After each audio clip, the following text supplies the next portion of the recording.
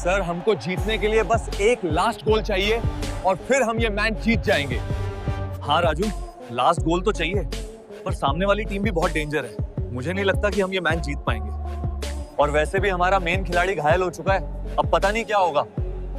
Sir last का गोल मैं कर सकता हूँ और आपको ये मैच जीता सकता हूँ। अरे भिखारी, तुझे अंदर किसने आने दिया? और ये तू क्या बोल रहा है? तेरी औकात है? भाग यहाँ से। सर मुझे एक मौका तो देकर देखो। अच्छा तो ठीक है, अगर तूने ये मैच जीता दिया तो 10 करोड़ का चेक तेरा। शहर के बाहरले हिस्से में, जहां पक्की सड़क खत्म होती थी और आगे कीचड़, नालियां और कूड़े के ढेर शुरू होते थे, वहीं हर सुबह एक लड़का सबसे पहले दिखाई देता था। कंधे पर लटका हुआ पुराना झोला, पैरों में घिसे हुए जूते और चेहरे पर अधूरी नींद। उसका नाम था अमन। उम्र 17 साल। अमन कूड़ा नहीं बीनता था, लेकिन उसकी जिंदगी इतनी भी आसान नहीं थी। वह सुबह सुबह ढाबों पर बर्तन धोता, फिर दोपहर में सब्जी की ठेलियों पर सामान उठाता। शाम तक उसके हाथों में छाले पड़ जाते, पीठ में दर्द हो जाता, लेकिन वह रुके बिना काम करता रहता। लोग उसे नाम से नहीं बुलाते थे। कोई कहता, ए लड़के जल्दी कर। कोई बोलता, ये लड़के ठीक से काम कर, अगर कुछ गलत हुआ तो पैसे काट लूंगा। और कुछ लोग बिना देखे ही डांट देते। अमन सुनता सब था, लेकिन जवाब नहीं देता। उसे पता था बोलने से हालात नहीं बदलते। उसकी दुनिया एक छोटे से कमरे तक सीमित थी। टपकती छत, दीवारों पर सीलन और एक कोने में बिछा पुराना गद्दा। उसी गद्दे पर उसकी मां लेटी रहती थी। कई साल पहले अमन के पिता अचानक चल बसे थे। तब से मां कमजोर हो गई थी।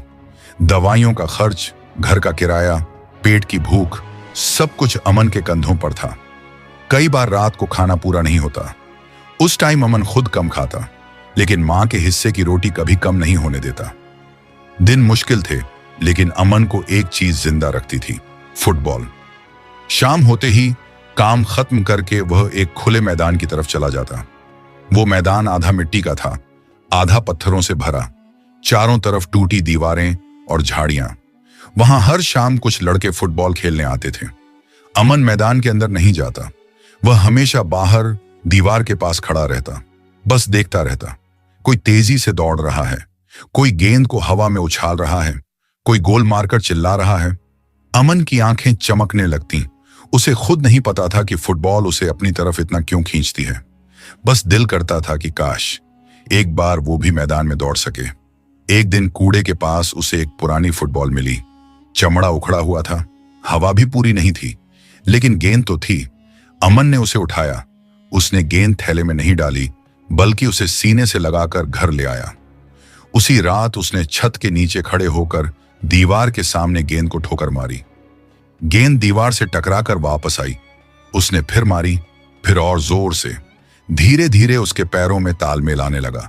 कभी गेंद दूर निकल जाती, कभी उसके पैरों में उलझ जाती। कई बार गिरा, घुटने छिले, लेकिन वह हंसा। पहली बार उसे लगा कि वह सिर्फ मजदूर नहीं है। अगले कई दिनों तक यही चलता रहा। दिन में काम, शाम को दीवार के सामने फुटबॉल। बारिश हो या ठंड, अमन नहीं रुका। एक शाम मैदान के लड़कों ने उसे खेलते हुए देख लिया। एक लड़का बोला, ए ये क्या कर रहा है? दूसरा हंसा, अरे ये तो मजदूरी करने वाला है। सब हंस पड़े। अमन ने गेंद उठाई, सिर झुकाया, बिना कुछ बोले वहां से चला गया। लेकिन उस रात उसने गेंद को अपने पास रखकर सोया। आंखों में नींद नहीं थी, दिमाग में बस मैदान था। कुछ दिन बाद मैदान में एक छोटा मैच रखा गया, 2 टीमों के बीच। चारों तरफ भीड़ थी, बच्चे बड़े सब देखने आए थे। अमन दूर खड़ा सब देख रहा था। आराम से मैच चल रहा था। तभी खेलते हुए गलती से एक खिलाड़ी का पैर मुड़ गया। वह वहीं बैठ गया। टीम में एक आदमी कम पड़ गया। एक आदमी बोला, एक खिलाड़ी चाहिए। क्या कोई है इस मैदान में जो खेल सके? लोग इधर उधर देखने लगे। अमन का दिल जोर से धड़कने लगा। उसने जिंदगी में पहली बार हिम्मत जुटाई। 2 कदम आगे बढ़ा और धीमी आवाज में बोला, साहब क्या मैं खेल सकता हूं? कुछ सेकंड सन्नाटा रहा, फिर जोरदार हंसी। ये क्या खेलेगा? इससे तो ठीक से दौड़ा भी नहीं जाएगा। अमन सिर झुकाए खड़ा रहा। तभी टीम का कप्तान बोला, क्या कोई और है? वरना इसको ही खिलाना पड़ेगा। सब चुप रहे, कोई कुछ नहीं बोला। कप्तान ने अमन को ऊपर से नीचे तक देखा, उसके पुराने जूते, पसीने से भीगा चेहरा, फिर बोला, ठीक है, अगर तू खेलना चाहता है तो आजा, तू खेल सकता है। अमन को लगा जैसे किसी ने उसे सपना दिखा दिया हो। उसे कोई खास जर्सी नहीं मिली, बस एक पुरानी टी शर्ट। जूते वही थे जो रोज काम पर पहनता था। मैच शुरू हुआ। पहली बार अमन मैदान में था। दिल तेज धड़क रहा था, पैरों में हल्की कंपी थी। गेंद उसके पास आई, पहली टच खराब, गेंद दूर निकल गई। लोग हंसे। दूसरी बार गेंद आई। अमन ने गहरी सांस ली। मां का चेहरा याद आया। उसने गेंद को अपने पास रखा और पास दे दिया। सही पास। तीसरी बार उसने दौड़ लगाई, तेज, जितना उसने कभी सोचा भी नहीं था। धीरे धीरे उसका डर कम होने लगा। पहला हाफ खत्म हुआ, स्कोर बराबर था। दूसरे हाफ में विरोधी टीम ने गोल कर दिया। भीड़ शोर मचाने लगी। अमन की टीम दबाव में आ गई। अमन चुपचाप खेलता रहा, भागता रहा। आखिरी की 10 मिनट बची थी। गेंद अमन के पास आई। उसने सामने देखा, गोल दूर था, लेकिन रास्ता खुला था। उसने पूरी ताकत से दौड़ लगाई। लोग चिल्लाने लगे। अमन ने गेंद को आगे बढ़ाया और खूब जान लगाकर पैर मारा, ढप। गेंद सीधी गोल के अंदर। कुछ सेकंड तक कोई आवाज नहीं, फिर शोर। अमन को खुद समझ नहीं आया कि यह कैसे हुआ। उसके साथी उस पर कूद पड़े। मैच बराबर हो गया।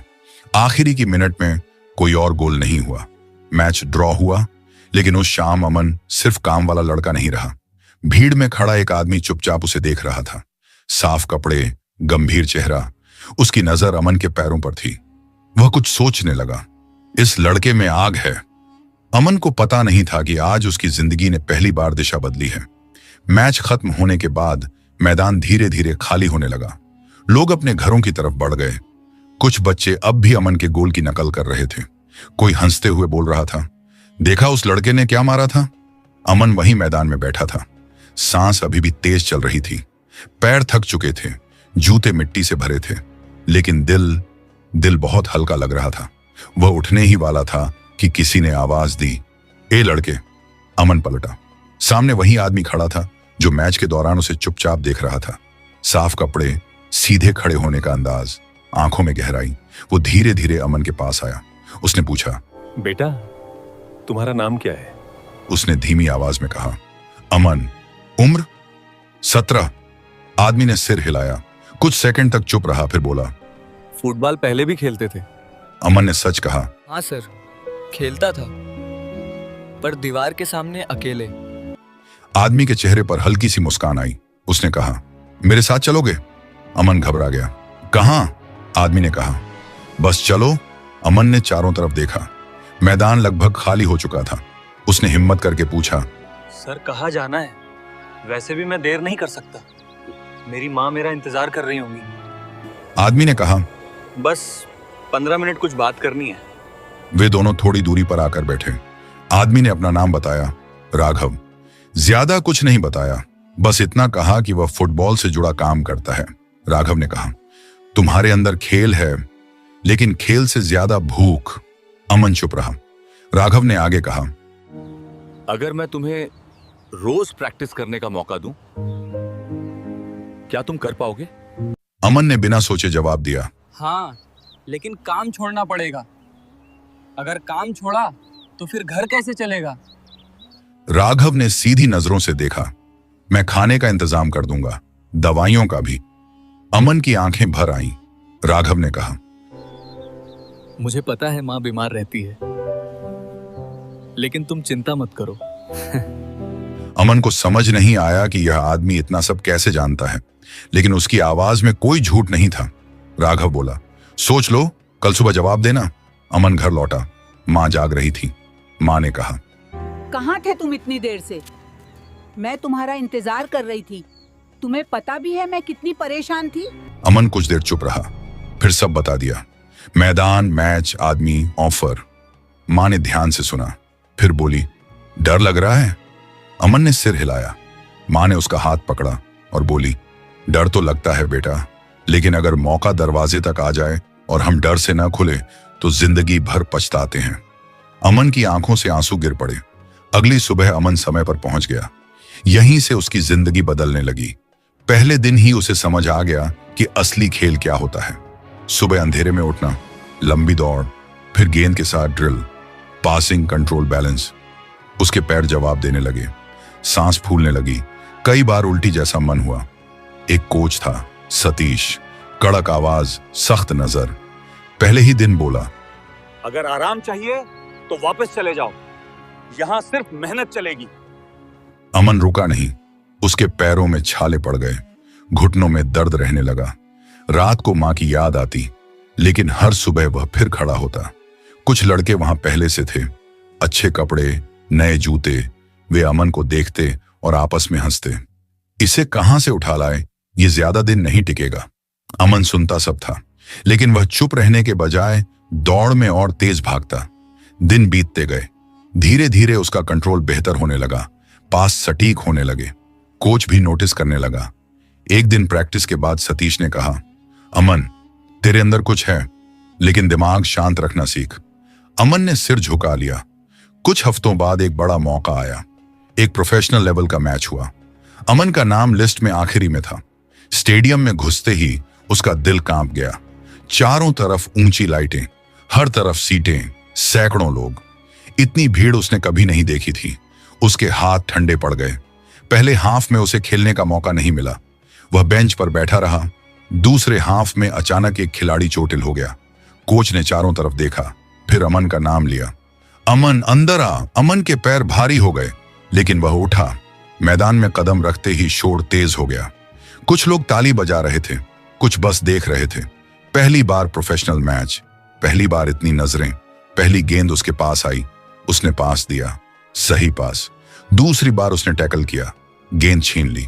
भीड़ से हल्की आवाज आई, ये क्या कर रहा है? लेकिन तीसरी बार उसने गलती कर दी, गलत पास।